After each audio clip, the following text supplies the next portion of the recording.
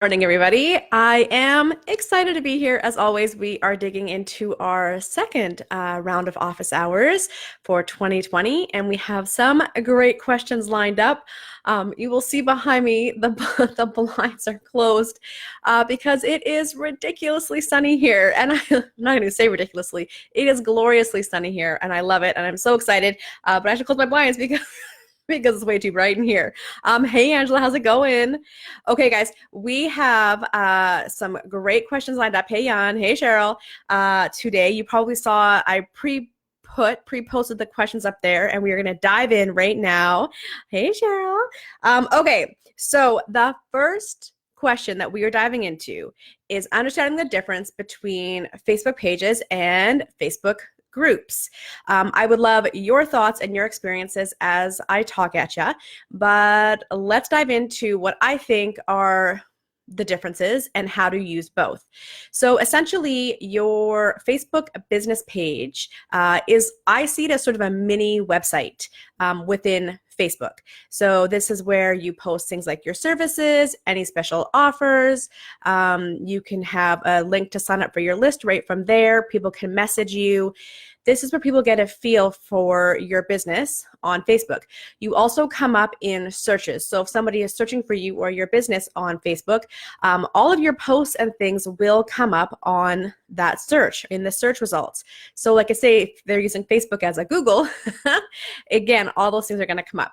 So it's important to have a Facebook page. You absolutely want to have, your services on there, your about, your website, contact me, here's my special offers. Put all that on the page for sure. But just remember that with Facebook pages, if you're not generally spending a lot of money to promote and advertise, your stuff isn't seen as often and as much as you probably like. This brings us to Facebook groups. Now, obviously, Rad Connectors, this is a Facebook group. I love Facebook groups. I am a champion of Facebook groups, mostly because it enables you to build a community in such an easy way and also globally. So I talk a lot about the 3 fastest, cheapest, easiest ways to build your business. If you haven't gone yet and done the 7 mind-blowing reasons your business isn't growing and what the heck you can do about it training, go do that because I talk about that in there. But essentially the 3 fastest ways to build your business in those first few years is in real life or online, networking, public speaking, and community building. So Facebook groups really allow you to do the community building in a really big and efficient way. It's basically an extension of your list, right? We all talk about list building. Well, with communities, with groups, you get to have a richer experience for your audience or the people on your list because you get that back and forth communication. Whereas a list is just you emailing somebody. This allows you to have whole conversations. We get to do things like this. It allows you to gather everybody in one place and have everyone talking to each other even. It allows for online events. You can talk about in real life events. For me, having a community from a business perspective, from a strategic standpoint, it allows you to get into things like market research, understanding your market, trying out new products or playing with new ideas. It allows you to build a client pool, a referral pool, a community of champions and cheerleaders.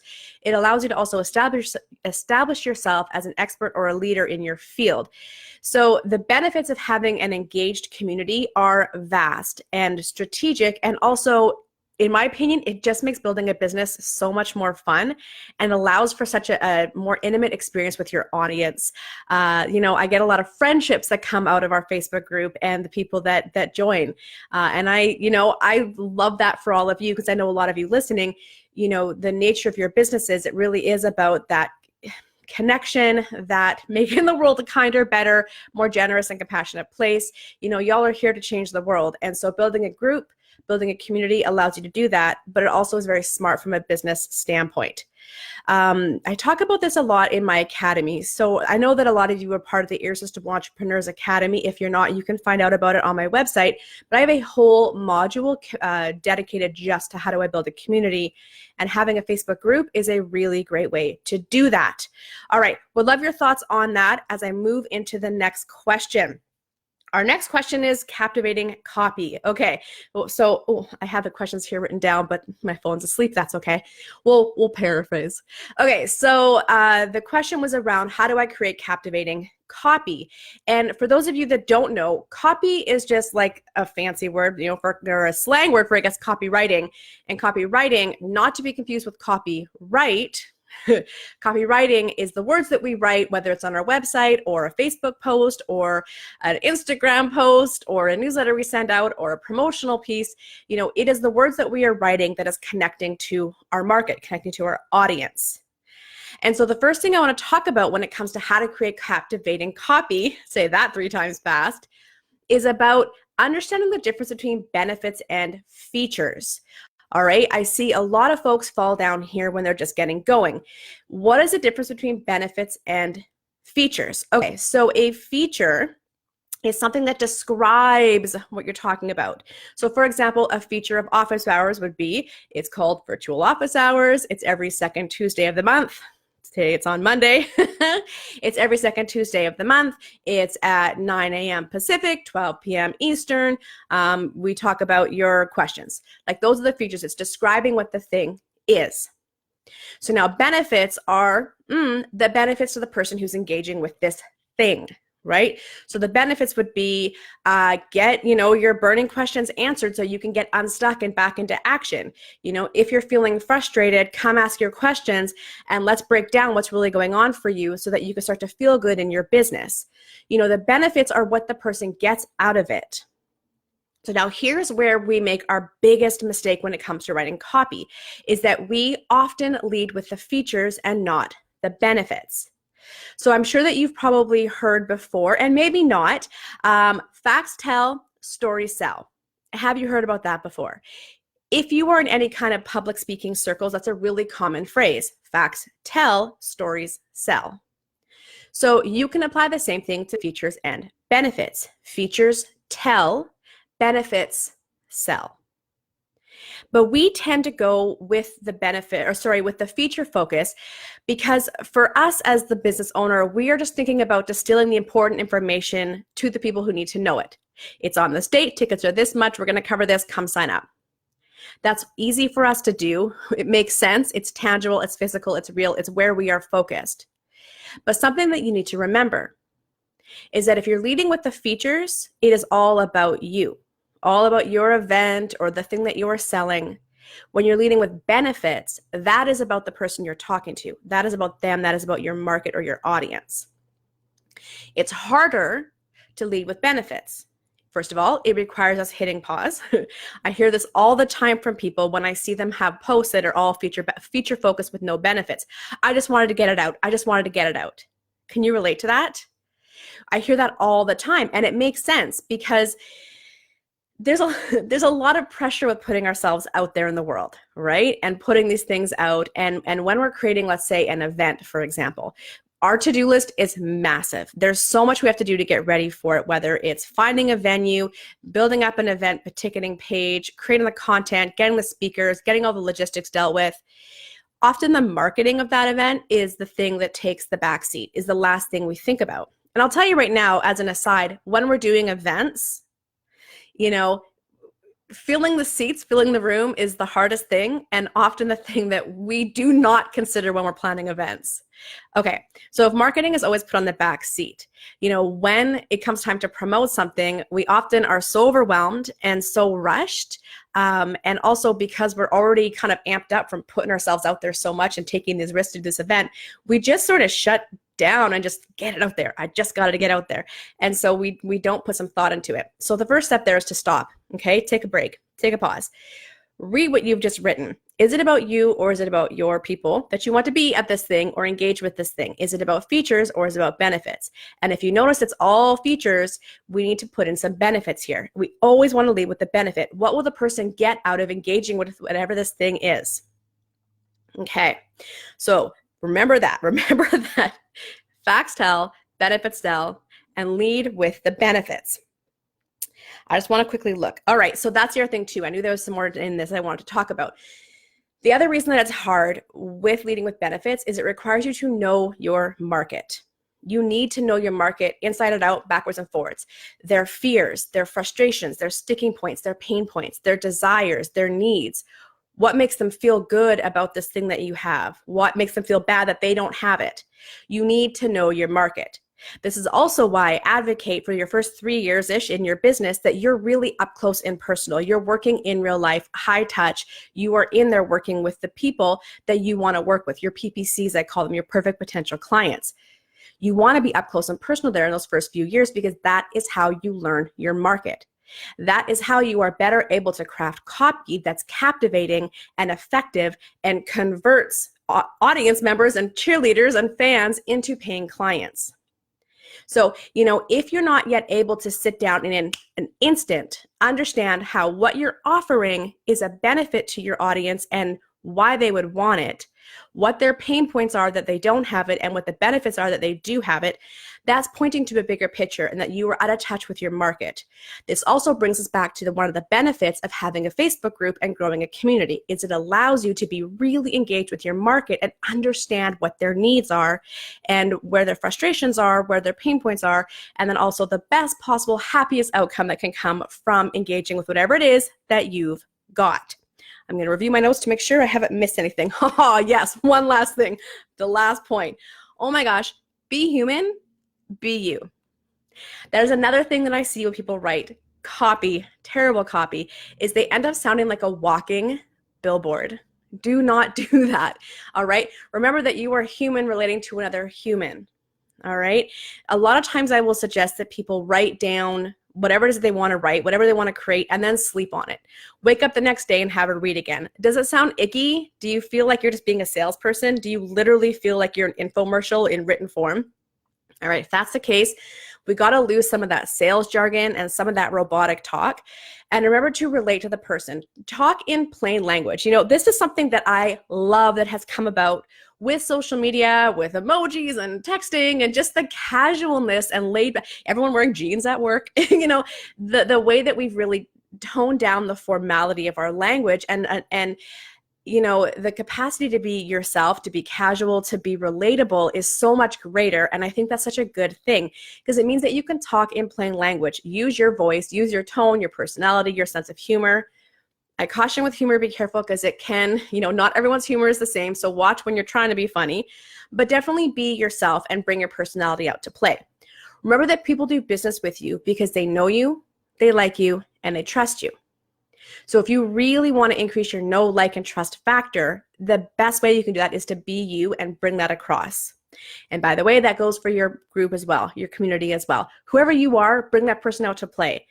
Because the faster you do that, the more the people connect to that, the better copy you'll write, the better time you're going to have, the more authentic and real the experience of engaging with you is going to be. And that's what people are going to love. All right, that's a long answer for the copywriting question. It is because copywriting is something that is learned over years, okay? And so you will get better at it the more that you do it. But if you walk away from one thing with that question, it is remember, features tell, benefits sell, benefit focus is what you want to do. Okay, so that is the end of that question.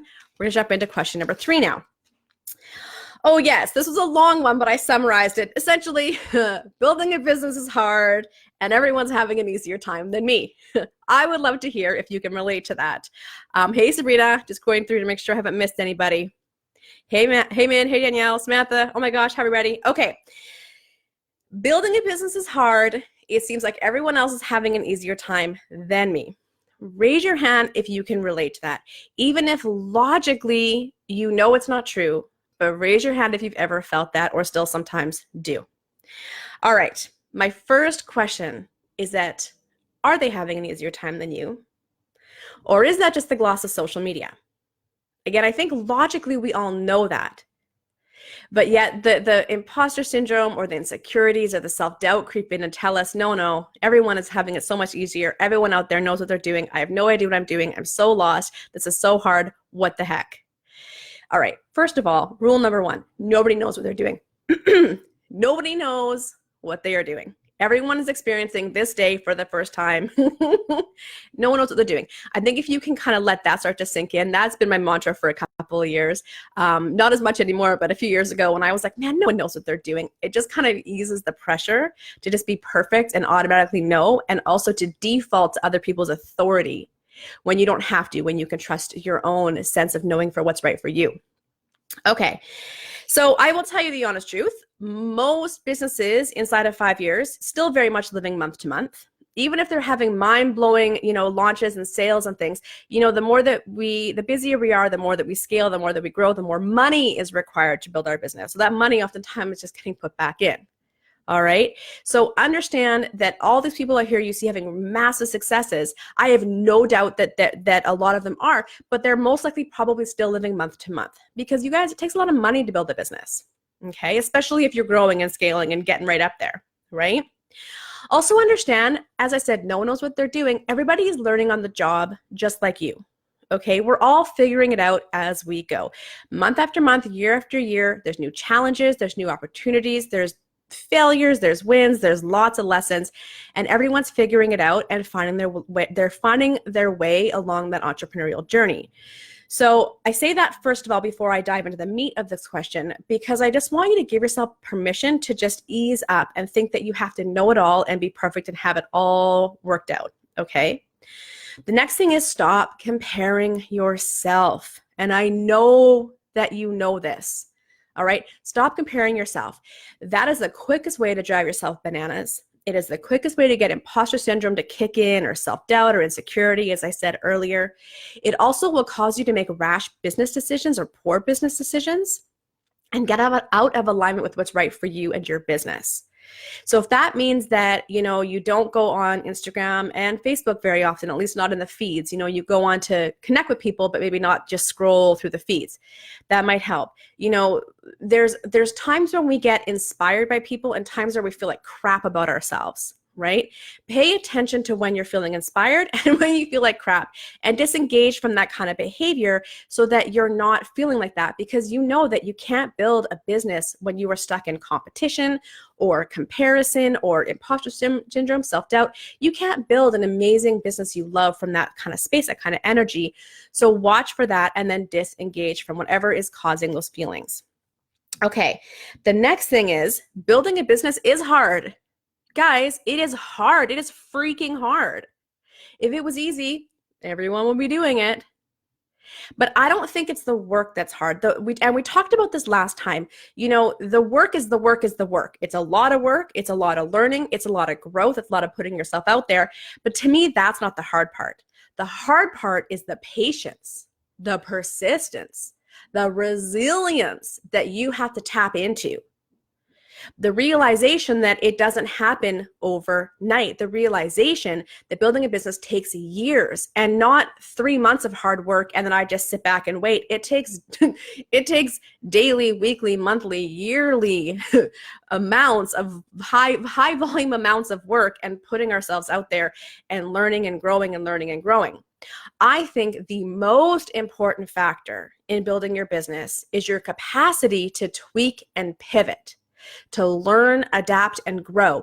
We know that most businesses fail in the first 5 years, right? And we talked about that again last time. There's many reasons why that happens. But I think that the best way for you to be able to grow and stay in business comes down to your capacity to learn, to see when things aren't working and to be able to tweak and pivot so that you can grow. And I will tell you that in your first 3 to 5 years of your business, you're going to feel like all you're doing is tweaking and pivoting. At the end of every year, it's probably going to look very different than the start of that year, right? Because we don't know what we're doing, because we are figuring it out as we go. Because yes, there are in some cases roadmaps for a business, but every business is different and yours is going to look very different. And your needs are going to be different. The way you express what your business is all about is going to be different. So when it comes down to, does everyone know what they're doing but me? No. Some people might because they've been at it longer, obviously. Some people might. Some people will. 100% people will because they've been at it longer. I'm talking to those of you in those first 3 years where you're feeling frustrated and like, oh my gosh, this is so hard. What the heck am I doing? Don't worry. Business is a learning curve. Business is a personal growth game, a business development game. Your capacity to tweak and pivot is what will determine your success. All right. Moving on to our final question. Hang on, I'm going to check for any comments. Bear with me. Min, yep, that's me, right? Oh my goodness. All right. Last question for this office hours, unless any of you want to share something below, please do. Hey, Tamara, welcome. So our question is, what is the difference between working in your business and on your business, and how much time should I spend in both? I love this question. Whoever asked it, I'm so glad that you asked it. I love this question so much. Okay, so there is in your business and there is on your business. So in your business, typically, those are the things that you would do if you had your employee hat on. Okay, and on your business are the things that you would work on if you had your owner's hat on. And now you've heard me talk about RGAs, revenue generating activities, and busy work. We talked a lot about that last time. I talk a lot about that just in general. Revenue generating activities versus busy work. And I'll tell you that RGAs and busy work both fall under in and on. So in and on isn't as clear a line as busy work and RGAs. And there's times when you're going to be doing both. And even the employee hats can be working on, the business owner hats can be working in. It is kind of muddled. But what you want to think about it as is, if I were paying an employee, what would they be doing? If I'm the owner, what would I be doing?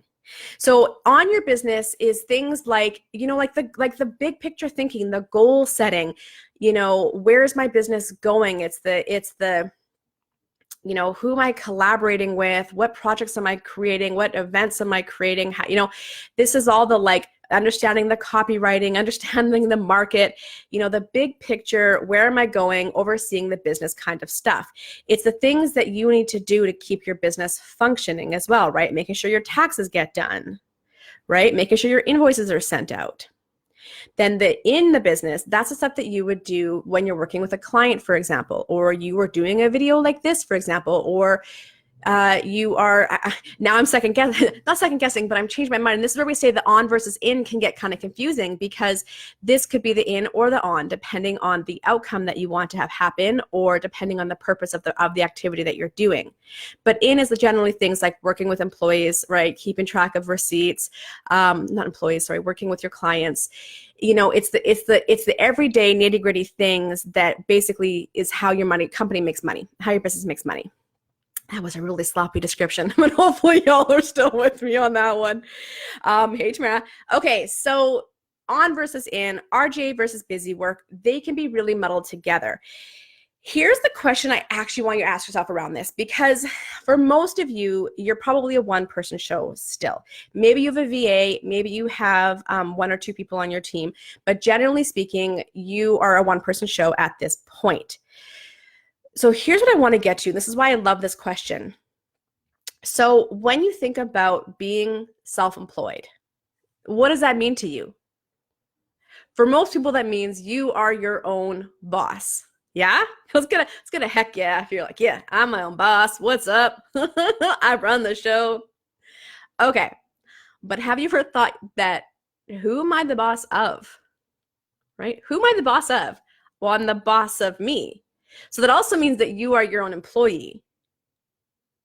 So you have to think about, as an employee, what do you want your employee to do? Do you want your employee to go out there and do sales?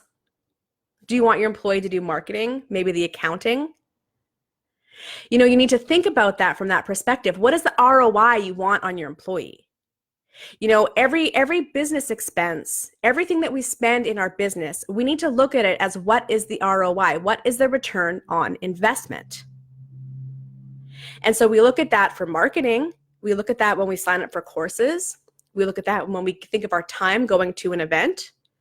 So the same is true for you. What is your own ROI? What are you giving back to your company? How are you returning on your boss hat, we'll call that. Your boss hat is now giving the employee hat work to do. Are you giving them a return? A really great question to ask is, would you hire yourself? Do you think when you're wearing your employee hat, when you're in the business, do you think that you're giving a fair return to your boss? Would you fire someone and find someone better suited to do this work? That's a hard one, but sometimes that's true. And that's the reality. We think, oh, I'm the boss, I'm the CEO, I'm the founder, I'm all big thinking and dreaming and planning and building a website and going networking. We think about all these big things, but we don't think about the actual work that has to be done to grow your business. the sales, the marketing, sure, the accounting. Now, some of that you're going to be able to outsource. But if you're not yet in a place that you can financially outsource that, that means it's going to be you. So when it comes to difference between in and on, we know that in is generally the employee hat. On is generally the business owner hat. Yes, there's a lot of gray zone when you are the one doing all the things. But when it comes to how much time should I spend on both, it really is about, what is your business's most urgent need? Again, a lot of us, it is revenue, it is money coming in. So then what do I expect my employee to do to generate revenue? And what am I going to do to support that? Right? So the business owner hat to support that might be to go learn how to build a business, how to generate revenue, how to do sales, how to do copywriting, right? The employee hat is the one that executes and implements that. All right, now that I've learned it, I got to put it into action. So it can get very confusing and kind of trippy, but these are the ways that I want you to kind of break this question down. There's owner hat doing the learning, and there's the employee hat doing the executing. All right, you guys, that is it for questions for this week. Tamara, I'd love to fire myself up on certain things, but that's not a possibility right now. You know what? I would love for you to explain what you mean by that. I'm not quite sure what that means in relation to what we were talking about. So please follow that up. If anybody else has any questions or comments, I would love to hear them right now. We got about 3 minutes left so I can answer some questions. I will say, though, that while you guys are doing that, that's right. I talked about the 7 mind-blowing reasons your business isn't growing and what the heck you can do about it, free training. If you haven't done that yet, I'll post a link in. Come and do it. It really does break down. When I talked about the business owner hat, the things you need to learn, it breaks down the things you need to learn to get your business growing and profitable. The other thing is I'm coming to Toronto. I leave tomorrow. I leave on Tuesday, and I will be there for about a week. If you're in the Toronto area, I am having a birthday shindig on February 4th, so I'll post that here as well. Please come and join us. I would love for you to come hang out with me. We're just going to meet at Proof Vodka Bar on Bloor and Avenue-ish, across from the ROM. And then the other thing is I am opening up my coaching on the, what date? February 31st, Friday, February 31st. I'm opening that up. I'm going to do a coaching blitz. I'm going to do $175 an hour, and there's 6 spots available. So if you want to snag an hour with me for $100 and $175, just message me and I will put you in one of those 6 spots, and we're going to do a coaching blitz. We're going to get you up and running here and make sure that you're like fine-tuned and humming along for 2020. Oh yes, and then our next monthly intention setting is happening on, what day is it happening on? Monday, February 3rd. And we're going to be meeting at 8 a.m. Pacific, 11 a.m. Eastern. And that's where we spend 30 minutes together setting intention for the month. All right, let's see what kind of questions we got coming in here. Tamara, like bookkeeping and sales, I seem to fall short. Okay, well, sales is the number one thing that most of y'all need to be working on. It's also the thing that often we fall short on. Sales can seem like a really big and scary thing to do, or a really complicated thing to do. And it really, really isn't. It's really about understanding what activities lead to sales opportunities, doing those activities, getting folks on the phone and having a conversation with them that leads to a sale. For some of you, you do the online thing, you maybe are exclusively e-commerce, you don't do any in real life sales, it's only done through sales funnels. That is a much more complicated process, and it takes a lot longer to really learn that and perfect that, a lot more money and time and energy. If that's your bag, there are tons of great programs out there to teach you how to do sales funnels and online marketing. But if you are wanting to understand how to do in real life sales, and it can even be online, because again, remember that the 3 fastest, cheapest, easiest ways to build your business are networking, community building, and public speaking in real life or online. Very different than a sales funnel and marketing online, because you're still connecting with people directly online. If you want to talk about how to do that and you want some one-on-one time with me, book one of those coaching sessions, the 175, and we'll dive into a sales process for you. I love teaching sales. It's a little bit more nuanced than what I can go into here now, because it depends on your business and your personality and what you want to do. But really, sales just comes down to understanding what activities leads to you getting in front of the right person, and then getting on a call or a sales meeting or a coffee meeting, and then having that conversation and seeing what's there. This, of course, takes understanding your market, understanding your value proposition, what makes you unique in the market, your services, like the value proposition is also your services, what you're offering, and then how to connect with the right people. All important aspects of learning how to build a business. All right, any other things, questions before we go? I'm going to give it like 10 seconds of me dancing. And remind you that if you want to book a 175 session with me for February, what day is that? 31st, message me and we'll get that booked for you. Otherwise, we're going to go. These are the questions. Thank you so much. Our next one is going to be on, I don't have my calendar in front of me, this is still January. Our next Q&A, virtual Q&A, is going to be on the second Tuesday of the month at 9 a.m. Pacific. What is that, 12 p.m. Eastern. Remember that no, I lied. I'm so sorry. 12 p.m. Pacific, 3 p.m. Eastern. Remember that we go back and forth 12 p.m. Eastern, 12 p.m. Pacific throughout the month to catch everybody. Okay, you guys. Ooh, that was complicated. Hang on. What do you got? Oh, we got Brenda. Oh, Tamara, you're welcome. You're so welcome. Tamara, you're in the academy, so that module is in there. Come and do the module. Review the sales module again. Brenda, I'm so happy you just joined us, but we're leaving. You all can watch the replay. I'll post all the links shortly. Thank you so much for joining me. Have an amazing week. Toronto, I will see you later this week. I love you guys. I'll see you soon. Bye.